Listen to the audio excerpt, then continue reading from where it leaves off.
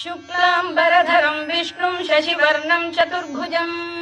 प्रसन्नवदनं ध्यायेत् सर्वविघ्नोपशान्तये व्यासं वसिष्ठनप्तारं शक्तेः पौत्रमकल्मषम् पराशरात्मजं वन्दे शुकतातं तपोनिधिं व्यासाय विष्णुरूपाय व्यासरूपाय विष्णवे नमो वै ब्रह्मनिधये वासिष्ठाय नमो नमः